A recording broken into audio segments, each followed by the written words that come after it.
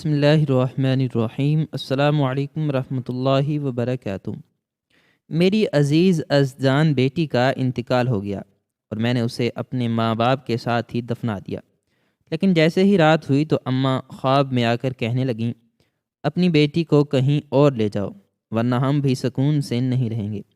میں بے حد پریشان ہو گیا اور صبح ہوتے ہی قبر کی طرف چل پڑا، اور یہ دیکھ کر میرے پیروں تلے سے زمین نکل گئی کہ آج میرا دل غم سے پھٹا جا رہا تھا۔ اس وقت میں بے حد صدمے میں مبتلا تھا۔ میں سوچ بھی نہیں سکتا تھا کہ زندگی میں مجھے یہ صدمہ دیکھنے کو ملے گا۔ اس وقت میں ایسے بیٹھا ہوا تھا جیسے میری ساری قیمتی متاع لٹ چکی ہو اور میرے ہاتھ بالکل خالی ہوں۔ میں اپنی آنسوں کو ضبط کیے ہوئے بس خاموشی سے بیٹھا ہوا تھا۔ میرے ارد گرد دلاسا دینے والے اور پرسہ دینے والے لوگ بیٹھے ہوئے تھے جو مجھے حوصلہ دے رہے تھے، لیکن میرا دل غم سے نڈھال تھا اور آنکھوں سے اشک رواں ہو رہے تھے۔ مجھ سے کسی طور پر صبر نہیں ہو رہا تھا۔ بار بار نگاہوں کے سامنے میری پیاری بیٹی جنت کا چہرہ آ جاتا اور میں اس کا چہرہ دیکھ کر اور رونے لگتا۔ اللہ نے جو امانت مجھے دی تھی وہ آج اس نے واپس لے لی تھی، اور اسی وجہ سے میرے دل کو قرار نہیں آ رہا تھا۔ میری جوان جہاں خوبصورت بیٹی اس دنیا سے گزر چکی تھی، اور اس وقت سارے دوست احباب رشتہ دار سب میرے ارد گرد بیٹھے تھے، مجھے تسلی اور دلاسے دے رہے تھے، لیکن میں کیا کرتا؟ میرا تو سب کچھ لٹ چکا تھا۔ اس وقت میرے ہاتھ بالکل خالی تھے، میرا دل غم سے بوجھل تھا اور دماغ اس حقیقت کو قبول کرنے سے انکار کر رہا تھا کہ میری بیٹی اب اس دنیا میں نہیں رہی۔ اتنی دیر میں جنازہ اٹھانے کا وقت ہو گیا اور کلمہ شہادت کہتے ساتھ ہی میری بیٹی کا جنازہ اٹھا لیا گیا، اور میں دھاڑے مار مار کر رونے لگا۔ میرے عزیزوں نے مجھے ارد گرد سے تھام رکھا تھا اور میں گھسیٹتے ہوئے قدموں کے ساتھ جنازے کے ساتھ چلتا جا رہا تھا۔ سارا راستہ اشکوں میں کٹ گیا تھا۔ اپنی بیٹی جنت کو اس طرح کھو دینا میرے لیے ایک بہت بڑا صدمہ تھا۔ وہ میری اکلوتی بیٹی تھی اور میں ہمیشہ اسے اپنے آنکھ کا تارا بنا کر رکھتا تھا۔ اب جب وہ اس دنیا سے رخصت ہو چکی تھی تو نہ مجھے صبر آ رہا تھا اور نہ ہی دل کو اس بات کا یقین آ رہا تھا۔ جنت کو دفنا کر میں وہیں پر اس کی قبر کی مٹی کی ڈھیری کے قریب بیٹھ گیا اور پھوٹ پھوٹ کر رونے لگا تھا۔ کتنی ہی دیر میں وہیں پر بیٹھا رہتا اور اپنی بیٹی کو یہاں پر اکیلے منو مٹی کے بوجھ تلے چھوڑنا مجھے گوارا نہیں ہو رہا تھا۔ میرا دل چاہ رہا تھا کہ میں بھی اسی مٹی کے اندر سما جاؤں، اسی قبر کے اندر لیٹ جاؤں اور اپنی جنت کو اکیلا نہ چھوڑوں۔ میری بیٹی، میری پیاری بیٹی جنت، جو اب ایک ابدی دنیا کی مسافر بن چکی تھی، مجھ سے بہت دور جا چکی تھی، اور میرا دل جیسے کوئی مٹھی میں لے کر مسل رہا تھا۔ جنت کے ارد گرد اس کے دادا اور دادی کی قبر تھی، اور میں اماں اور ابا کو اس کا خیال رکھنے کی تاکید کرتے ہوئے بہت بھاری دل کے ساتھ گھر چلا آیا تھا۔ میرا دوست، میرا قریبی ساتھی مجھے ساتھ لے کر ہی آیا تھا۔ گھر پر آیا تو ابھی بھی محلے کی کافی عورتیں پرسہ دینے بیٹھی ہوئی تھیں اور اس کی اچانک اور ناگہانی موت پر افسوس کا اظہار کر رہی تھیں، جبکہ میری بیوی ان سب میں نڈھال سفید چہرہ لیے ہوئے اپنے آنسوں کو بہنے سے روکنے کی کوشش کرتے ہوئے خاموشی سے بیٹھی ہوئی تھی۔ وہ بھی میری ہی طرح اس وقت مفلس لگ رہی تھی، جس کی ساری قیمتی دولت کسی نے چرا لی ہو اور اب اس کے پاس نہ تو جینے کی وجہ بچی ہو اور نہ ہی مرنے کا سامان۔ میں خاموشی سے اندر کمرے میں آ کر لیٹ گیا تھا اور آنکھوں پر ہاتھ رکھ لیا تھا۔ میں اپنے آنسوں کسی کو نہیں دکھانا چاہتا تھا اور نہ ہی اس وقت کسی سے بات کرنا چاہتا تھا۔ جنت کا چہرہ بار بار مجھے یاد آتا تو آنسوں بہنے لگتے، اور جب دل کو اس حقیقت کا ادراک ہوتا کہ وہ اب اس دنیا میں نہیں ہے، وہ ہمیشہ کے لیے مجھ سے بچھڑ چکی ہے، تو میں رونے لگتا اور خود کو سنبھال نہیں پاتا تھا۔ ابھی تو پہلا دن تھا، پوری زندگی باقی تھی۔ نہ جانے آگے یہ زندگی کیسے گزرنے والی تھی، کیسے میں جنت کے غم سے باہر آتا، کیسے اس صدمے پہ صبر کرتا۔ اتنی دیر میں آہستہ آہستہ کر کے محلے کی عورتیں بھی چلی گئیں تو میری بیوی سارا اندر کمرے میں آ گئی اور کہنے لگی، جنت کے ابا، آج دل چاہ رہا ہے کہ میں بھی جنت کے ساتھ جا کر اس قبر میں لیٹ جاؤں۔ دل غم سے بوجھل ہے اور پھٹا جا رہا ہے۔ میں صبر نہیں کر پا رہی ہوں۔ یہ ہمارے ساتھ کیا ہو گیا؟ ہم نے تو کبھی کسی کے ساتھ برا نہیں کیا تھا، پھر ہمارے ساتھ ایسا کیوں ہوا؟ یہ کہتے ہوئے سارا نے بے اختیار رونا شروع کر دیا، اور میں بے بسی سے اسے دیکھ کر رہ گیا اور بمشکل ہی اپنے آنسوں کو ضبط کیا تھا، لیکن اب سارا کی حالت دیکھ کر مجھ سے کنٹرول نہیں ہو پا رہا تھا۔ میں بے اختیار اٹھ بیٹھا اور سارا کو اپنے ساتھ لگا لیا۔ میرے آنسو بہہ کر سارا کے سر میں جذب ہونے لگے تھے۔ میری حالت بھی کچھ مختلف نہ تھی۔ کوئی میرے دل کو اس وقت چیر کر دیکھتا تو وہاں پر غم اور کرب کے علاوہ اور کچھ دکھائی نہیں دیتا۔ کافی دیر رو چکنے کے بعد ہم دونوں میاں بیوی نے اپنے آنسوں کو صاف کیا اور جنت کی باتیں کرنے لگے۔ پہلا دن تھا، جنت کی قبر میں پہلی رات تھی، اور وہ رات ایک لمحے کے لیے بھی ہم دونوں کو نیند نہیں آ رہی تھی۔ غم اور پریشانی کے مارے رات کو نہ جانے کس وقت میری ذرا آنکھ لگی تو تھوڑی ہی دیر کے بعد میں ایک دم ہڑ بڑا کر اٹھ بیٹھا تھا۔ میرے ماتھے پر شدید پسینہ تھا اور گھبراہٹ طاری تھی۔ مجھے اس طرح ہڑ بڑا کر اٹھتے ہوئے دیکھ کر سارا بے اختیار قریب آ گئی۔ وہ پہلے سے ہی جاگ رہی تھی۔ پوچھنے لگی، جنت کے ابا کیا بات ہے؟ آپ اتنا پریشان کیوں لگ رہے ہیں؟ آپ کے ماتھے اور چہرے پر بے تحاشا پسینہ ہے۔ جبکہ میں نے اسے کہا کہ سارا، میں نے ابھی ایک ایسا خواب دیکھا ہے جس کا میں نے کبھی تصور بھی نہیں کیا تھا۔ میں نے پیشانی مسلتے ہوئے کہا تو سارا پریشانی سے بولی، خدا خیر کرے، کیا ہوا؟ کیسا خواب؟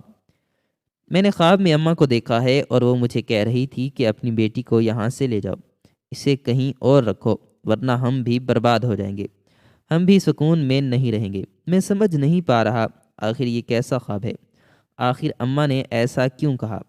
میں نے تو آج تک کبھی اماں کو خواب میں نہیں دیکھا، آج پہلی بار انہیں دیکھا ہے، اور پہلی بار ہی انہوں نے اتنی بھیانک بات کی ہے کہ میں بے اختیار گھبرا گیا ہوں اور اس وقت شدید پریشان ہو کر رہ گیا ہوں۔ میں نے سارا سے اپنا خواب بیان کرتے ہوئے جب اسے اپنی کیفیت کے بارے میں بتایا تو وہ بھی بے حد پریشان ہو گئی اور کہنے لگی، واقعی خواب تو بہت عجیب ہے، اور یوں لگ رہا ہے کہ جیسے اس کام کے پیچھے کوئی بھیانک حقیقت چھپی ہوئی ہے۔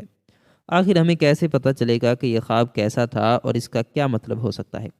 سارا نے مجھ سے پوچھا تو میں بھی کچھ سوچنے لگا۔ سمجھ نہیں آ رہی تھی کہ آخر اماں کے خواب میں آنے کا کیا مطلب تھا، آخر وہ مجھے کیا کہہ رہی تھی، کیا سمجھانا چاہ رہی تھی۔ میں بے حد الجھ گیا تھا اور وہ باقی کی رات آنکھوں میں ہی کٹ گئی تھی۔ جیسے ہی صبح ہوئی میں فوراً قبرستان کی طرف بھاگا، کیونکہ مجھے بہت بے چینی ہو رہی تھی اور میں خواب کی حقیقت کے بارے میں جاننا چاہتا تھا۔ میں دیکھنا چاہتا تھا کہ اماں نے مجھے ایسا کیوں کہا ہے۔ اسی لیے اپنے سکون کی خاطر میں قبرستان کی طرف چلا آیا، لیکن میں نہیں جانتا تھا کہ یہاں سے میری ایک نئی بدبختی کا آغاز ہوگا، ایک ایسی بدبختی جو میرا پیچھا نہیں چھوڑے گی اور مجھے ایک نئی حقیقت سے روشناس کروائے گی۔ میرا نام احمد ہے اور میری عمر اس وقت تقریباً 45 برس ہے۔ میری شادی کو ایک لمبا عرصہ گزر چکا ہے۔ میں شادی کے تقریباً 8 برس تک بے اولاد رہا تھا۔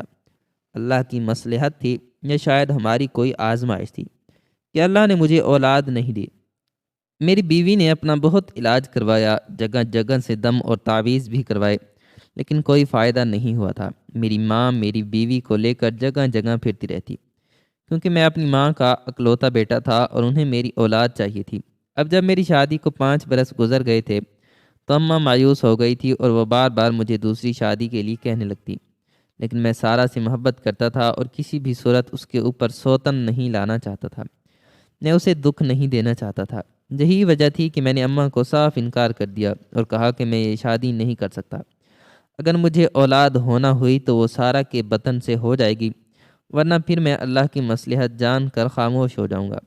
لیکن وہ میری ماں تھی، میری یہ بات سن کر تڑپ اٹھی اور مجھے سمجھانے کی بہت کوشش کی۔ تبھی میں نے اماں سے کہا کہ وہ کچھ عرصہ رک جائے، اگر سارا کی اولاد نہ ہوئی تو میں اس بارے میں سوچوں گا۔ لیکن در حقیقت میں نے اماں کو صرف ٹالا تھا۔ میں انہیں ٹال کر اپنے لیے کچھ وقت لینا چاہتا تھا کہ شاید اللہ مجھ پر کرم کر دے اور مجھے اولاد ہو جائے، اور تبھی اللہ نے میری سن لی اور شادی کے 8 برس کے بعد مجھے سارا کے بطن سے ایک بیٹی نصیب ہوئی، جس کا نام میں نے بہت شوق اور محبت سے جنت رکھا تھا۔ جنت میری بہت خوبصورت اور پیاری بچی تھی، اسے دیکھ کر میں جی اٹھتا تھا، میری جان اس میں بستی تھی۔ میں نے اس کا نام بھی جنت اس لیے رکھا تھا کہ اللہ نے مجھے دنیا میں ہی جنت کی شکل دکھا دی، اور میں اس کے لیے اللہ کا بہت شکر گزار تھا۔ اماں بھی خوش تھی، اولاد تو تھی بے شک بیٹی ہی صحیح۔ اماں ہر وقت جنت کے ساتھ لگی رہتی، اس کے ساتھ کھیلتی، اس کے ساتھ ہنستی، تو وہ جیسے نئے سرے سے جی اٹھی تھی۔ جنت ہمارے چھوٹے سے گھر کی رونق بن چکی تھی اور ہم سب کی جان اس کے اندر بستی تھی۔ میں اپنی حیثیت سے بڑھ کر جنت کا خیال رکھتا اور اس کی ہر ضرورت اور خواہش کو پورا کرتا۔ خدا کا کرنا ایسا ہوا کہ جنت کے بعد پھر ہمارے ہاں کوئی اولاد نہیں ہوئی تھی اور ہماری توجہ اور محبت کا مرکز واحد جنت کی ذات رہ گئی تھی۔ جنت نے ہماری زندگی مکمل کر دی تھی۔ آہستہ آہستہ جنت جیسے جیسے جوان ہو رہی تھی وہ مزید خوبصورت اور پیاری ہوئے جا رہی تھی کہ اماں اسے 7 پردوں میں چھپا کر رکھتی تھی۔ ان کا کہنا تھا کہ میری بچی کو ایک بار نظر لگ جائے تو پھر وہ کئی کئی دن بیمار پڑی رہتی ہے، اور اماں کی بات سے میں بالکل رضامند تھا۔ سارا بھی ہر وقت اس کے ناز نخرے اٹھائے رکھتی تھی، لیکن میں نہیں جانتا تھا کہ ہماری خوشیوں کی مدت بہت مختصر ہوگی اور ہمیں جنت ایک ایسا دائمی صدمہ دے گی جو ساری زندگی بھر نہیں پائے گا۔ ایسا زخم دے جائے گی جس زخم کا کوئی مداوا نہیں ہوگا، جس کی کوئی دوا نہیں ہوگی۔ جنت 18 برس کی ہو چکی تھی اور مجھے آج کل اس کی شادی کی فکر تھی۔ میں یہی چاہتا تھا کہ جیسی جنت ہے ویسا ہی اسے شوہر ملے۔ جس قدر میری بچی سادہ اور معصوم ہے اسے شوہر بھی اسی طرح کا ہی ملے، جو اس کی قدر کرے اور ہمیشہ اسے پلکوں پر بٹھا کر رکھے۔ میں نے اپنے رشتہ داروں میں نظر دوڑائی لیکن کوئی بھی مجھے اپنی بیٹی کے قابل نظر نہیں آیا۔ اس لیے میں نے اپنی بیوی سارہ سے کہا کہ رشتہ کروانے والی سے بات کرو، وہ کوئی مناسب رشتہ دیکھے، ہم جلد ہی جنت کی شادی کر دیں گے۔ میری بات سن کر سارہ کا چہرہ ایک دم زرد پڑ گیا اور کہنے لگی، آپ اتنی جلدی جنت کی شادی کر دیں گے؟ ابھی تو میرا دل ہی نہیں بھرا، میں تو ابھی اسے چھوٹی سی گڑیا سمجھتی ہوں اور آپ اس کی شادی کا سوچ رہے ہیں۔ سارہ نے ایک دم پریشان ہو کر مجھے کہا تو میں مسکرا دیا، کیونکہ میں اس کے جذبات اور محبت سے بخوبی واقف تھا۔ اس لیے میں نے اسے تسلی دی اور کہا، سارہ تم فکر مت کرو، میں صرف جنت کی شادی کر رہا ہوں، وہ ہم سے ملنے کے لیے آتی رہے گی اور ہم بھی اسے ملنے جا سکتے ہیں۔ ویسے بھی جنت 18 برس کی ہو گئی ہے، رشتہ دیکھتے اور شادی کرتے ہوئے 1-2 سال تو یوں ہی گزر جائیں گے، پتہ بھی نہیں چلے گا۔ میں نہیں چاہتا کہ جنت کی شادی میں تاخیر ہو۔ میں نے 2 ٹوک انداز میں سارہ سے کہا تو وہ چپ کر گئی تھی۔ میں جانتا تھا کہ جنت سے الگ ہونے کا دکھ سارہ کو پریشان کر رہا ہے، لیکن یہ کبھی نہ کبھی تو ہونا ہی تھا۔ سارہ کو اس حقیقت کو اب قبول کرنا ہی تھا کہ جنت رخصت ہو کر اپنے گھر جائے گی، اپنے شوہر کے ساتھ رہے گی اور ہمارا آنگن ایک بار پھر سے خالی پڑ جائے گا۔ ویسے بھی جب سے میری اماں ابا کا انتقال ہوا تھا اس وقت کے بعد سے اس آنگن میں ایک خاموشی راج کرتی تھی۔ جنت کی وہ کھلکھلاہٹیں اور شرارتیں جو پہلے اس کی طبیعت کا خاص حصہ تھیں اب وہ کم ہو گئی تھیں۔ شاید وہ جوان ہو رہی تھی، اسی وجہ سے آہستہ آہستہ سمجھدار ہوتی جا رہی تھی۔ اور سارہ تو ویسے بھی بہت کم بولتی، وہ بہت کم بات چیت کرتی، اکثر تو اس کی موجودگی محسوس بھی نہیں ہوتی تھی۔ میرے کہنے پر سارہ نے ارد گرد رشتے کے لیے بات چلائی اور بوا کو خاص طور پر تاکید کی کہ اچھے رشتے دیکھ کر لانا جو ہماری جنت کے معیار کا ہو۔ بوا بھی جنت کے حوالے سے ہمارے جذبات سے واقف تھی، اسی لیے اس نے کہا، فکر مت کرو، میں جنت کی ٹکر کا ہی رشتہ لے کر آؤں گی۔ لیکن ہمارا انتظار ہی رہا۔ بوا بھی رشتہ لے کر بھی نہیں آئی تھی کہ ایک رات اچانک جنت کی طبیعت کچھ بوجھل سی ہوئی۔ اس کے سر میں شدید درد ہونے لگا اور سانس گھٹنے لگا تھا۔ وہ ایک دم اٹھ کر کمرے سے باہر آ گئی۔ میں اس وقت صحن میں ہی موجود زمینوں کا حساب کتاب کر رہا تھا۔ اسے یوں گھبرائے ہوئے انداز میں باہر آتے دیکھا تو ٹھٹک سا گیا تھا۔ تبھی اس سے پوچھا، کیا بات ہے جنت پتر، تیری طبیعت تو ٹھیک ہے؟ مجھے دیکھ کر کہنے لگی، ابا نہ جانے کیا بات ہے، اندر کمرے میں میرا دل گھبرا رہا تھا اس لیے باہر آ گئی ہوں۔ میں سوچ رہی ہوں یہیں پر چارپائی بچھا کر لیٹ جاتی ہوں۔ جنت نے کہا تو میں نے فوراً اٹھ کر اس کے لیے چارپائی بچھائی اور اسے لیٹنے کا بول دیا۔ اس کی طبیعت واقعی ٹھیک نہیں لگ رہی تھی، رنگ زرد پڑ چکا تھا اور پسینے کے قطرے ابھی تک ماتھے پر نظر آ رہے تھے۔ وہ رات جنت نے بہت بے چینی میں گزاری تھی اور اس کی وجہ سے میں بھی نہیں سو پایا تھا، بلکہ اس کی بے چینیوں کا حصے دار بن چکا تھا۔ اگلے دن بھی اس کی طبیعت کچھ ٹھیک نہیں تھی، لیکن میں مجبوراً کھیتوں میں چلا آیا کیونکہ فصل کی کٹائی ہو رہی تھی۔ دوپہر کے وقت جب میں کھیتوں میں کام میں مصروف تھا اور اپنی زمینوں کا جائزہ لے رہا تھا کہ اچانک مجھے سارہ کی طرف سے پیغام ملا کہ جلدی گھر آئیں، جنت کی طبیعت ٹھیک نہیں ہے۔ میں بے اختیار پریشان ہو اٹھا اور تیزی سے گھر کی طرف لپکا۔ جنت میں میری جان بستی تھی اور میں اس سے فوراً دیکھ لینا چاہتا تھا۔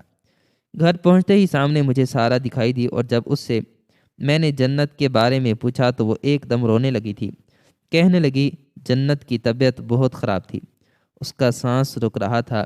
میرے خیال سے ہمیں اسے کسی اچھے ڈاکٹر کے پاس لے جانا چاہیے، ورنہ شاید ہم کوئی نقصان اٹھائیں۔ سارا نے انجانے خدشات لبریز لہجے میں کہا تو میں فوراً جنت کے کمرے کی طرف بڑھا۔ واقعی جنت کی طبیعت ٹھیک نہیں تھی اور وہ بے حد کمزور اور نڈھال دکھائی دے رہی تھی۔ ابھی میں اسے شہر میں کسی بڑے ہسپتال لے جانے کا سوچ ہی رہا تھا کہ ایک دم جنت نے ایک الٹی کی اور اس کے بعد وہ پرسکون سے انداز میں آنکھیں موند گئی۔ میں سمجھا کہ وہ سو گئی ہے۔ میں نے اسے پکارا لیکن وہ نہیں بولی، تو میرا دل بے اختیار دھڑک اٹھا۔ تو میں نے پریشانی سے جنت کے ماتھے پر ہاتھ رکھا اور دوبارہ اسے پکارا، لیکن اب کی بار بھی اس نے میری پکار کے جواب میں کوئی رد عمل نہیں دیا۔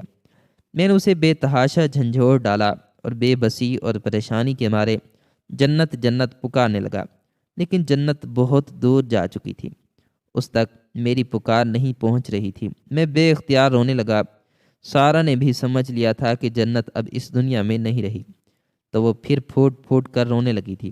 نہ جانے کیسے اور کیوں وہ ہم سے جدا ہو گئی، اور یہ بات میرے دل کو ایک بہت بڑا دھچکا دے گئی تھی۔ مجھے یقین نہیں آ رہا تھا کہ اللہ نے اتنی جلدی جنت کو ہم سے چھین لیا۔ وہ دن ہمارے لیے ایک بہت صبر آزما اور کٹھن دن تھا۔ جنت کو دفنا آنے کے بعد بھی ہم دونوں میاں بیوی خاموشی سے اپنے اپنے غم سے گزر رہے تھے۔ جب رات کو اچانک میں نے وہ خواب دیکھا، اس خواب نے مجھے اتنا بے چین کر دیا کہ دن کی روشنی پھیلتے ہی میں سیدھا جنت کی قبر کی طرف چلا آیا، اور یہ دیکھ کر میرے پیروں تلے سے زمین نکل گئی کہ جنت کی قبر کھلی ہوئی ہے اور اس میں سے میری بیٹی کا کفن زدہ چہرہ دکھائی دے رہا ہے۔ اس کا کفن بھی ہٹا ہوا ہے اور وہ نیم برہنہ حالت میں اپنی قبر میں لیٹی ہوئی ہے۔ یہ دیکھ کر میرا دل مٹھی میں آ چکا تھا اور میں بہت پریشان ہو چکا تھا۔ یقین نہیں آ رہا تھا کہ کسی نے میری بیٹی کی قبر کشائی کی ہے۔ میں فوراً قبرستان کے گور کن کے پاس گیا اور اسے ساری صورتحال بتائی۔ وہ خود بھی پریشان ہو گیا اور میرے ساتھ آ کے جب قبر دیکھنے لگا تو کہنے لگا، یہ تو بہت عجیب بات ہے، آج تک کبھی میں نے ایسا منظر نہیں دیکھا۔ آپ ایسا کریں کہ بچی کا کفن ٹھیک کر کے دوبارہ سے اسے دفنا دیں۔ لیکن میں نے اس کی بات نہیں مانی اور کہا، نہیں، اب میں اسے اس طرح نہیں دفناؤں گا۔ میں پہلے پولیس کو اس سانحے کی خبر دوں گا تاکہ پتہ چلے کہ آخر کس نے یہ حرکت کی ہے اور کیوں حرکت کی ہے۔ میری بات سن کر گورکن کہنے لگا کہ آپ کو پتہ تو ہے کہ پولیس کے معاملات کتنے طویل چلتے ہیں، اور تب تک آپ بچی کو اسی طرح یہاں پر چھوڑے رکھیں گے، یہ بات مناسب نہیں ہے۔ گورکن کی بات اپنی جگہ ٹھیک تھی، لیکن میں اپنی بچی کے معاملے میں کسی بھی طرح کا کوئی رسک نہیں لے سکتا تھا۔ اس لیے میں نے گورکن کو منع کر دیا اور کہا کہ وہ اسے ہاتھ مت لگائے، اور میں پولیس کے پاس جا رہا ہوں۔ میں فوراً علاقے کے تھانے میں چلا آیا اور وہاں پر موجود انسپیکٹر کے ساتھ جب بات کی تو وہ بھی یہ بات سن کر پریشان ہوا۔ انسپیکٹر اسی وقت میرے ساتھ چل پڑا تھا اور میں اس کے لیے اس کا بے حد ممنون تھا، کیونکہ کسی وقت میں انسپیکٹر کے ساتھ میرے اچھے مراسم رہ چکے تھے اور وہ مجھے اچھی طرح جانتا تھا۔ اسی لیے اس نے فوراً میری رپورٹ پر رد عمل دیا، مجھے ساتھ لے کر قبرستان چلایا۔ قبر کا معائنہ کرنے کے بعد اور سارے ثبوت اور شواہد کو دیکھنے کے بعد انسپیکٹر نے اپنے سپاہیوں کو حکم دیا کہ اس لاش کو پوسٹ مارٹم کے لیے بھیجا جائے۔ آخر معاملہ کیا ہے؟ کس نے اس کے ساتھ یہ حرکت کی ہے اور کیوں کی ہے؟ اگر کسی نے قبر کشائی کی ہے تو لازمی اس کا کوئی نہ کوئی مقصد ہوگا۔ انسپیکٹر کی بات سن کر میرا دل ایک دم پریشان ہو گیا تھا۔ جوان جان بچی تھی جسے قبر میں بھی مرنے کے بعد سکون سے نہیں رہنے دیا گیا۔ میں تو وہیں پر جنت کی قبر کے پاس بیٹھا شدت سے رونے لگا تھا، کیونکہ اب سپاہی اسے قبر سے نکال کر پوسٹ مارٹم کے لیے لے کر جا رہے تھے۔ اس سارے عمل میں مجھے دوپہر ہو چکی تھی۔ میں جانتا تھا کہ گھر پر سارا بہت پریشان بیٹھی ہوگی، لیکن اس وقت میں جس تکلیف اور اذیت سے گزر رہا تھا یہ صرف میں ہی جانتا تھا یا پھر میرا خدا۔ میں تھکا ہارا جب گھر واپس لوٹا تو سارا کو اس معاملے کی خبر دی تو وہ بھی ایک دم دل پر ہاتھ رکھ کر بیٹھ گئی اور کہنے لگی، آخر ہماری بچی کا کیا قصور تھا؟ کس نے اس کے ساتھ یہ سب کیا ہے؟ میں بھی یہ بات نہیں جانتا تھا، اس لیے پریشانی سے بیٹھا ہوا تھا۔ پوسٹ مارٹم کی رپورٹ اگلے 2 دن میں آ چکی تھی اور اس میں واضح ہوا تھا کہ مرنے کے بعد جنت کے ساتھ کسی نے زیادتی کی ہے، اس کی قبر کشائی کر کے کسی نے اس کا ریپ کیا ہے، اور یہ بات ہم دونوں میاں بیوی کے اوپر بجلی بن کر گری تھی۔ ساری زندگی ہم جنت کی حفاظت ایک پھول کی طرح کرتے رہے تھے اور کبھی اسے ذرا سی بھی آنچ نہیں آنے دی تھی، اور مرنے کے بعد پہلی ہی رات اس کے ساتھ اتنی گھنونی حرکت ہوئی کہ ہم ایک دوسرے سے نظریں ملانے کے قابل نہیں رہے۔ میں سوچ بھی نہیں سکتا تھا کہ اس طرح جنت کے ساتھ یہ سب ہوگا۔ اماں کے خواب کا مطلب مجھے اچھی طرح سمجھ آ گیا تھا۔ ان کی پوتی کے ساتھ یہ سب کچھ ہو رہا تھا تو وہ کیسے سکون سے رہ سکتی تھی۔ غم کے پہلے جھٹکے سے سنبھلنے کے بعد میں نے اس انسپیکٹر سے صاف صاف کہہ دیا کہ مجھے وہ مجرم چاہیے۔ میں اپنی بچی کے مجرم کو یوں آزاد گھومتے ہوئے نہیں دیکھ سکتا۔ آپ جلد سے جلد اس کے گناہ گار کو ڈھونڈیں۔ انسپیکٹر نے بھی یقین دہانی کروائی تھی کہ وہ ایسی مکروہ حرکت کرنے والے کو ضرور گرفتار کرے گا اور اسے کڑی سے کڑی سزا دلوائے گا۔ یہ دن ہم دونوں میاں بیوی پر بہت بھاری گزر رہے تھے۔ ایک تو جنت کے بچھڑ جانے کا غم اور دوسری طرف اس کے ساتھ اتنی گھنونی حرکت ہو جانے کی پریشانی نے ہماری راتوں کی نیندیں اڑا دی تھیں۔ اگلے چند دنوں میں کیس میں کافی پیش رفت ہوئی تھی، اور تبھی ایک دن انسپیکٹر نے مجھے تھانے میں بلوایا۔ میں تیز قدم اٹھاتا ہوا جب تھانے پہنچا تو انسپیکٹر نے کہا، آپ کو بہت بہت مبارک ہو، میں نے اس مجرم کو گرفتار کر لیا ہے، وہ آپ کے سامنے بیٹھا ہوا ہے۔ انسپیکٹر نے ایک طرف اشارہ کیا تو میں اپنے سامنے اپنے قریبی دوست کے بیٹے کو دیکھ کر حیران رہ گیا۔ وہ شانی تھا، میرے بہت قریبی اور عزیز دوست کا بیٹا، جو کہ شہر میں پڑھنے گیا ہوا تھا اور کبھی کبھار ہی گاؤں کے چکر لگاتا تھا۔ اسے یوں مجرم کی طرح سامنے بیٹھا ہوا دیکھ کر میں حیرت سے انسپیکٹر کی طرف مڑا اور کہا، انسپیکٹر صاحب، یقیناً آپ کو کوئی غلط فہمی ہوئی ہے، یہ تو شانی ہے، میرے گھر کا ہی بچہ ہے۔ جبکہ انسپیکٹر کہنے لگا، نہیں، ہمیں کوئی غلط فہمی نہیں تھی، آپ نہیں جانتے یہ آپ کی بیٹی کو پسند کرتا تھا اور دل ہی دل میں اسے چاہتا تھا۔ اکثر اس نے آپ کی بیٹی کے ساتھ محبت کا اظہار کیا اور اسے اپنے پیار کا یقین دلانے کی بہت کوشش کی، لیکن آپ کی بیٹی نے کبھی اس کو بڑھاوا نہیں دیا اور ہمیشہ اسے منع کرتی رہی۔ اللہ کی قدرت اور اس کی حکمت کی وجہ سے آپ کی بیٹی کی موت واقع ہو گئی اور تبھی اسے موقع مل گیا اور اس نے اس کی قبر کشائی کر کے اسے مردہ حالت میں ریپ کیا اور اس کی ذلت اور توہین کی۔ اس معاملے میں اس نے گور کن کو بھی اپنے ساتھ شامل کیا تھا اور اسے ایک بھاری رقم دی تھی۔ آج یہ گور کن کو باقی رقم دینے کے لیے ہی گیا تھا، تبھی ہم جو پہلے ہی گور کن پر شک کی بنیاد پر نظر رکھے ہوئے تھے، جب اسے اس سے ملتے ہوئے دیکھا تو پھر یقین ہو گیا، دونوں کو گرفتار کر لیا۔ تب سارا معاملہ سامنے آ چکا تھا۔ اس نے اپنی غلطی اور گناہ کا اعتراف کر لیا ہے، باقی معاملہ اب عدالت میں پیش ہوگا اور عدالت جو چاہے گی اسے سزا دے گی۔ آپ اپنی بیٹی کی لاش وصول کر سکتے ہیں اور اس کی دوبارہ تدفین کر سکتے ہیں۔ انسپیکٹر نے مجھے ساری تفصیل بتائی تو میں بھی پریشانی کے عالم میں شانی کے چہرے کو دیکھتا رہ گیا۔ یقین نہیں آ رہا تھا کہ میرے اپنے دوست کا بیٹا میری پیٹھ میں چھرا گھونپے گا، لیکن اب میں شانی کے معاملے میں کسی بھی قسم کی نرمی نہیں برتنا چاہتا تھا، اس لیے انسپیکٹر کو سختی سے کہہ کر آیا تھا کہ جتنی کڑی سزا ہو سکتی ہے اسے دلوائیں۔